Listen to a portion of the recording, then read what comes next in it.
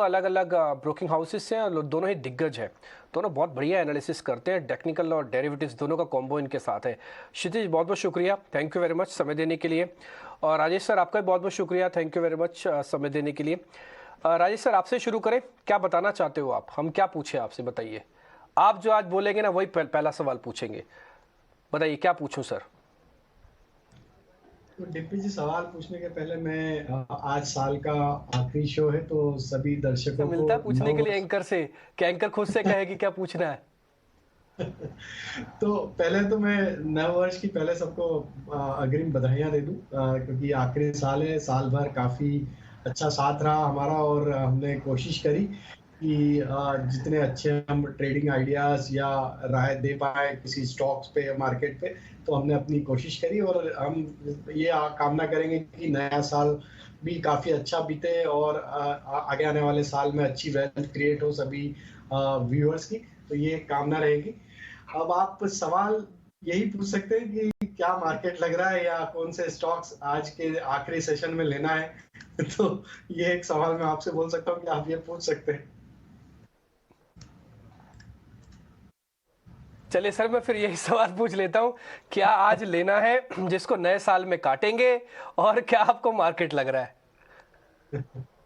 तो डिम्पी जी, banking stocks में Canara bank by करना है। काफी स्ट्रॉन्ग स्ट्रक्चर है और जिस तरीके का यहाँ पे मोमेंटम बना है, हमें लगता है कैनरा बैंक बाय किया जा सकता है। 345 तक के अपसाइड के टारगेट आते हुए दिख सकते हैं। 324 का स्टॉप लॉस रखेंगे। दूसरा स्टॉक जो बाय करना है वो है जेएसएल हिसार। काफी स्ट्रॉन्ग प्राइस एक्शन बना है और जिस तरीके से अब ये अपने पुराने स्विंग हाई को क्रॉस करके अब जो स्ट्रेंथ यहाँ पे daily weekly monthly time frame पे बनते हुए दिख रही है, हमें लगता है ये स्टॉक 455 460 की तरफ बढ़ते हुए दिखेगा। तो जेएसएल हिसार बाय करने की सलाह है। स्टॉप लॉस होगा 430 का। और तीसरा स्टॉक होगा भारत फोर्ज। यहाँ पे हम 920 तक के टारगेट एक्सपेक्ट कर रहे हैं। हमने पिछले शोज में भी ये स्टॉक पे काफी बार बाय रिकमेंडेशन दिया और हमें लगता है ये सेटअप काफी स्ट्रॉन्ग सेटअप बना है भारत फोर्ज का। यहाँ पे एक अच्छा मोमेंटम हमें लगता है कंटिन्यू रहेगा, तो पोजिशनल भी ये बाय किया जा सकता है।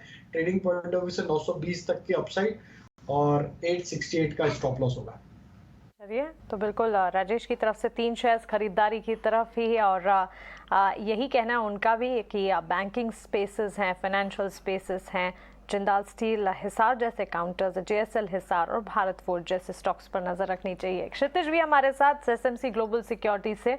क्षितिज, गुड आफ्टरनून। बाजार नई सीरीज की शुरुआत आज म्यूटेड शुरुआत एक्सपेक्टेड भी थी। आज सुबह हम कह भी रहे थे कि रैशनल अप्रोच रखा जाए इस सीरीज की शुरुआत में। अंडरटोन अब भी बुलिश है, लेकिन बावजूद इसके संभल कर काम करें, ऐसा ही कुछ दिखता रहा।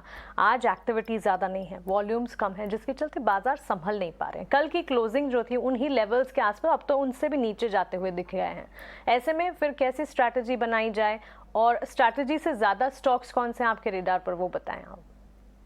जी बिल्कुल। वेरी गुड आफ्टरनून मानसी जी, वेरी गुड आफ्टरनून डिम्पी जी, और आपके सभी दर्शकों को बहुत बहुत नमस्कार। सबसे पहले देखिए, यहाँ पे अगर हम लोग भारतीय बाजारों की बात करें तो जनवरी सीरीज का स्टार्ट जो हुआ है थोड़ा सा म्यूटेड नोट पे हुआ है। कल एक्शन हमें देखने को मिला था। कल इनफैक्ट हमें लास्ट आवर ऑफ ट्रेड में जिस तरह की रिकवरी देखने को मिली, जिस तरह के रोल ओवर्स देखने को मिल रहे हैं, हालांकि वॉल्यूम्स आज थोड़े थोड़े से कम जरूर दिखाई दे रहे हैं, बट अभी भी मुझे लगता है कि there is still opportunity to go long into this market, because जैसे कि आपने बताया भारतीय बाजार में बुलिश मोमेंटम बिल्कुल जारी रहने की पूरी चांसेस है। But index point of view से मेरा नजरिया थोड़ा सा ऐसा रहेगा कि यहाँ पे हम लोग ये मान के चल सकते हैं कि इंडेक्स यहाँ पे थोड़ा सा कंसोलिडेट होता दिखाई देगा, यानी कि थोड़ी साइडवेज मूवमेंट यहाँ पे मैं एक्सपेक्ट करूंगा। पर्टिकुलरली निफ्टी की अगर बात करें तो डाउन साइड में 18,050 18,000 के जोन में एक स्ट्रॉन्ग सपोर्ट यहाँ पे बिल्डअप कर लिया है निफ्टी ने। अपसाइड की बात करें तो 18,200 से 18,250 के जोन में स्ट्रॉन्ग हर्डल यहाँ पे डेवलप किया है। तो कुछ दिनों तक हम हो सकता है यहाँ पे कंसोलिडेशन फेज के थ्रू गुजरे, निफ्टी और बैंक निफ्टी इनफैक्ट दोनों में। पर स्टॉक स्पेसिफिक एक्शन और सेक्टर रोटेशन यहाँ पे बिल्कुल चलती रहेगी। आने वाले हफ्तों में जो बड़ा ट्रिगर रहेगा भारतीय बाजारों के लिए वो रहेगा बजट का। तो बजट से पहले हो सकता है एक बार प्री बजट रैली हमें भारतीय बाजारों में देखने को मिले। तो आज के सेशन में जो मेरे फोकस रहेंगे स्टॉक्स, वो रहेगा फाइनेंशियल स्टॉक्स के ऊपर। इनफैक्ट सुबह से हम देख रहे हैं बैंकिंग और फाइनेंशियल स्टॉक्स थोड़ा परफॉर्म करते दिखाई दे रहे हैं। इनफैक्ट जो फाइनेंशियल निफ्टी का दिग्गज है, हम लोग बात कर रहे हैं अगर बजाज फाइनेंस की, तो अच्छा खासा परफॉर्मेंस आती दिखाई दे रही है आज के सेशन में। तो आज जो मेरी रिकमेंडेशन रहेगी, दोनों ही लॉन्ग रिकमेंडेशन रहेंगी। पहला स्टॉक रहेगा श्रीराम फाइनेंस का।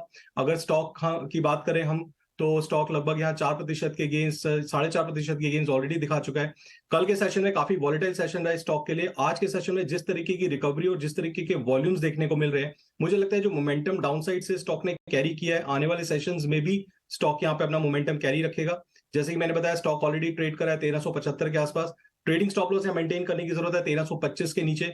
अपसाइड पोटेंशियल मुझे लगता है 1450 तक स्टॉक बहुत जल्दी मूव कर सकता है। तो पहला श्रीराम फाइनेंस के ऊपर लॉन्ग बेट रहेगी मेरी। दूसरा जो स्टॉक रहेगा वो रहेगा मन्नापुरम फाइनेंस का। अभी स्टॉक ट्रेड कर रहा है अगेन 4-4.5% के गेन्स के साथ ऑलरेडी ट्रेड कर रहा है। मुझे लगता है यहाँ पे जिस तरीके के वॉल्यूम्स और जिस तरीके का चार्ट पैटर्न डेवलप हो रहा है, मोमेंटम अपसाइड में बिल्कुल कैरी रहने की पूरी संभावना है। ट्रेडिंग स्टॉप लॉस यहाँ पे सुझाऊंगा 112 रुपए के नीचे। अपसाइड पोटेंशियल मुझे लगता है 123 से 124 तक के जोन में स्टॉक जल्दी मूव कर सकता है। तो श्रीराम फाइनेंस और मन्नापुरम मेरी तरफ से आज के लिए लॉन्ग बेट रहेंगे। बैंक्स, फाइनेंस और साथ ही गोल्ड फाइनेंस कंपनियां इस वक्त क्षितिज के भी रेडार पर, लेकिन